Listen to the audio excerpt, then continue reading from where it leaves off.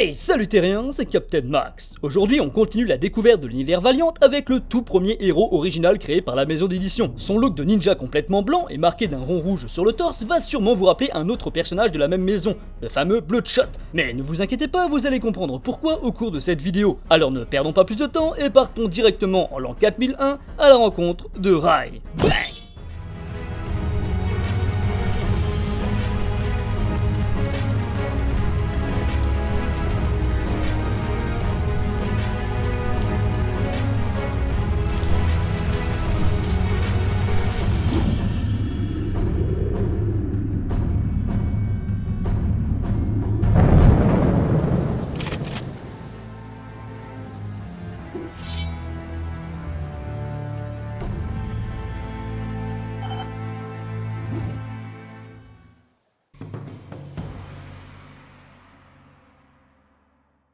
Le scénariste et dessinateur Bruce Manning décide en 1963, après avoir passé de nombreuses années à écrire du Tarzan, de débuter une toute nouvelle série originale intitulée Magnus Robofighter 4000 AD, qu'il publie chez la maison d'édition Gold Key. Et là, un petit résumé de l'histoire est nécessaire, mais ne vous inquiétez pas, aucune digression, ça va être important pour la suite. En l'an 4000, dans un monde où l'homme a créé des robots conscients dans le but de leur servir, ces derniers tentent progressivement d'imposer leur règne. Et c'est là que rentre en scène Magnus, un humain élevé par un androïde pour lutter contre des vilaines boîtes de métal révolutionnaires. Oui bah justement, je viens de recevoir ma dernière paye et ça va pas du tout. Bref, j'en étais où moi? Ah oui. Et si celui-ci s'est plutôt bien vendu durant les premières années de sortie, tout s'arrête en 1977, même s'il aura le droit à quelques petites histoires en fin de page du héros Solar, toujours publié chez Gold Key. Bien des années plus tard, en 1989, Jim Shooter, l'ancien directeur de la rédac de chez Marvel, décide de lancer une nouvelle maison d'édition, avec quelques collègues qu'ils appellent ensemble Valiant Comics. Et afin de publier rapidement suite à l'ouverture de leur nouvelle entreprise, Shooter achète les droits des personnages à la retraite de chez Gold Key. Et vous l'avez sûrement compris, de Solar, mais aussi et surtout de Magnus Robofighter 4000 AD. Après un partenariat avec Nintendo pour publier des BD sous la licence des jeux de la firme japonaise, Jim abandonne rapidement cette collaboration pour lancer enfin le renouveau de ses héros des années 60. Et c'est en 1991, dans le tome 5 de Magnus Robofighter, que Jim Shooter publie son tout premier super-héros totalement original, du nom de Rai. En l'an 4001, toute l'île du Japon se trouve dans une gigantesque machine que l'on nomme l'Hôte, et ayant pour rôle de protéger le pays et ses 50 milliards de Japonais. Afin de veiller encore plus sur la population, la grand-mère, une intelligence artificielle, contrôle et garde un œil sur chacun d'entre eux, avec comme arme le gardien spirituel Rai, défenseur héréditaire de l'Hôte. Et si ce dernier ressemble étrangement à Bloodshot, ce n'est pas pour rien, vu que Grand-mère a créé son gardien en s'inspirant du héros des temps passés. Lors de cette première série, débutée en 1992, il y a eu plusieurs personnages incarnant Rai. Et dans le tome 0, on apprend même que le 44e et dernier de la lignée a obtenu le sang de Bloodshot, avec à l'intérieur les nanites et tous les pouvoirs qu'ils conçoivent, donc contrôler des éléments électroniques, facteurs d'auto-guérison, etc.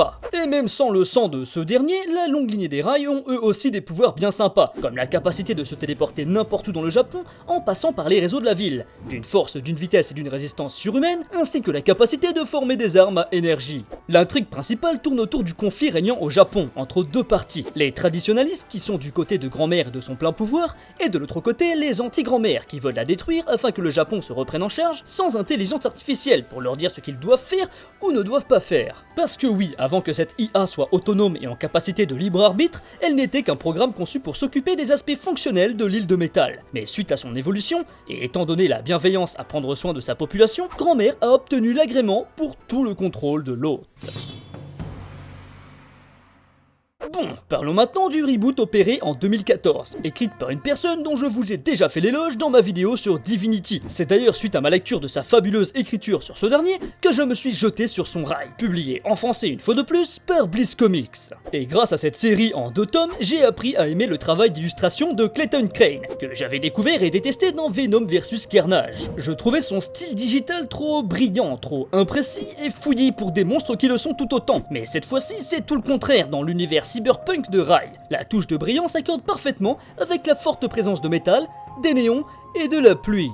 Bref, venons-en à cette nouvelle histoire qui se déroule au pays du soleil levant, qui s'est cette fois-ci réellement levé, puisque dans cet univers de Valiant, en l'an 4001, le Japon, nommé Néo-Japon, se trouve dans l'espace en gravitation autour de la Terre. Cette station, d'une largeur de plusieurs centaines de kilomètres, est divisée en plusieurs secteurs, comme le préhistorique, celui des années 2000 et bien d'autres. Aussi, la hauteur à laquelle vous résidez n'est pas anodine, puisque plus vous êtes proche de la Terre, moins vous êtes important, et au contraire, plus vous êtes haut, et plus vous l'êtes. Et au sommet, dans le secteur 4001, se trouve d'ailleurs Rai, le protecteur du Néo-Japon, créé par PER, l'intelligence artificielle qui gère tout le pays. Mais alors que Rai est vu comme une légende, ou simplement comme l'esprit bienveillant du Japon, PER lui divise les avis. On se retrouve donc avec principalement une population standard, avec des habitants qui sont en la faveur de PER et de leur mode de vie actuel, en compagnie des positrons, que l'on nomme aussi des EP. Ce sont des robots à l'intelligence artificielle, et ressentant des émotions et sentiments, mais ne pouvant pas réagir en fonction de ces derniers. Ils sont obligés, de par leur programme, d'obéir et d'être bienveillants envers leur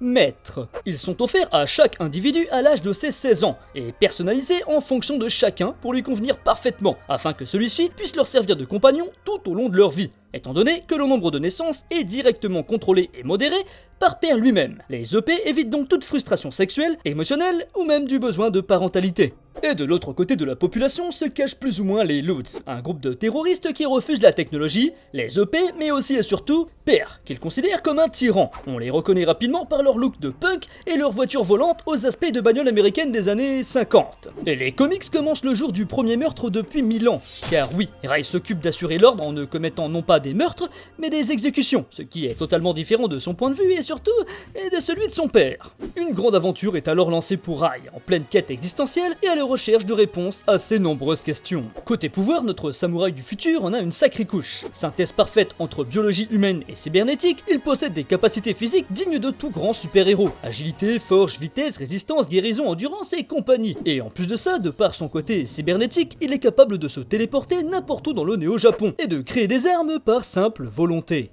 Si vous êtes tenté de vous lancer dans cette aventure cyberpunk avec son héros aussi intéressant sur le fond que sur la forme, je ne peux que vous conseiller l'intégrale en 2 tomes de la série de 2014 publiée en français chez Blitz Comics. De plus, une nouvelle série devrait sortir d'ici quelques temps étant donné qu'elle est déjà en cours d'écriture. Eh bien voilà, j'espère que cette petite présentation de Rai de chez Valiant vous aura plu. Si c'est le cas, je compte sur vous pour partager un maximum la vidéo pour faire découvrir cet univers fascinant au plus grand nombre, de liker pour améliorer le référencement sur YouTube et de commenter afin d'avoir votre avis. Encore merci et à très bientôt, terrien.